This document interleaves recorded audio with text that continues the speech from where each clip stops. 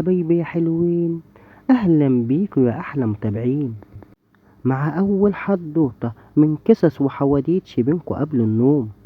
بس خلي بالك الحكاية دي فيها جني وكمان فيها لغز كبير، واللي هيسمع الحدوتة لغاية الآخر هو بس اللي هيعرف السر. في حاجات غريبة بتحصل لما بنمشي لوحدينا، وحكاية النهاردة فيها سر كبير وكمان فيها مفاجآت أغرب من الخيال. كان يا مكان يا سعد يا إكرام، ولا يحلى الكلام إلا بذكر النبي عليه الصلاة والسلام.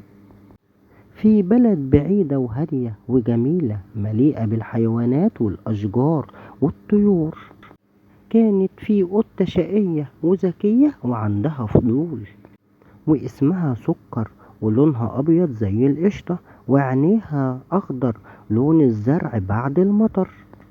كانت بتسكن في بيت جميل مليان بالزهور مع ست طيبة وجميلة اسمها أم سماح.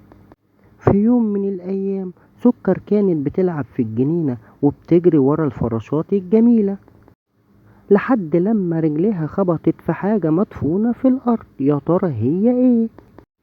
وعشان سكر عندها فضول فضلت تحفر بإيديها الصغيرة، لقيت فانوس قديم وعليه كلام غريب، وعليه كمان تراب عشان مدفون بقاله كتير، وكمان لونه ذهبي بيبرق تحت الشمس.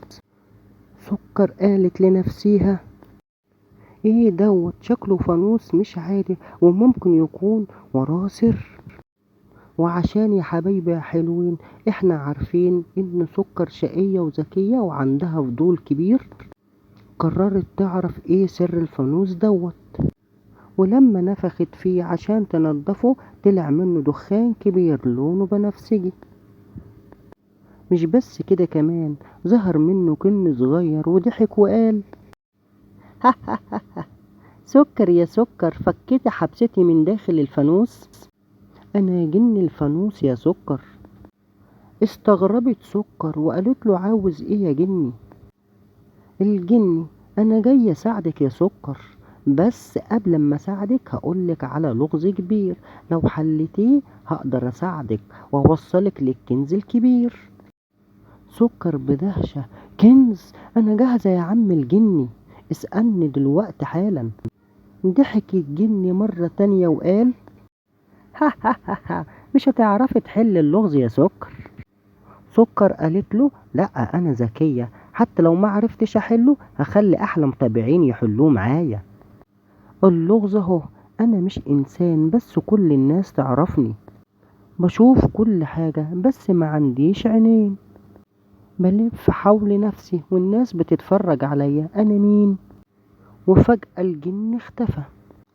سكر فضلت قاعدة تفكر، هو ايه اللي بيشوف كل حاجة وملوش عينين؟ وانتهى اليوم وسكر رجعت البيت وهي بتقول لنفسها لازم احل اللغز قبل ما الشمس تشرق تاني يوم عشان اوصل للكنز. يا ترى سكر هتعرف تحل اللغز؟ وهل الجن هيظهر لها تاني ولا خدعة منه؟ عشان نعرف ايه اللي حصل مع سكر والجن استنونا في بقية الحدوتة في نفس الميعاد مع سكر وكنز الفانوس العجيب. استنونا عشان اللي حصل مع سكر كان مجرد البداية، والمفاجأة الكبيرة لسه ما ظهرتش. استنوا الجزء التاني من الحدوتة عشان نعرف السر. وما تنسوش يا أحلى متابعين الاشتراك في القناة عشان يصلكم كل جديد من حواديت بينكم، واللايك والشير الجميل عشان كله يستمتع ويعيش معانا في الإبداع والخيال. وياريت تكتبوا لنا في التعليقات لو عرفتوا حل اللغز عشان نساعد سكر ونعرف الكنز عبارة عن ايه، وهل الجن هيظهر تاني ولا لأ؟ برضو اكتبوا لنا في التعليقات. وتصبحوا على ألف خير وهنا وسعادة يا حبايبي يا حلوين، وتخيلوا معانا ايه اللي هيحصل بكرة مع سكر والجن. وتوتة توتة لسه ما خلصتش الحدوتة، لسه ليها بقية. هستناكم بكرة يا أصدقائي يا حبايبي يا حلوين في نفس الميعاد.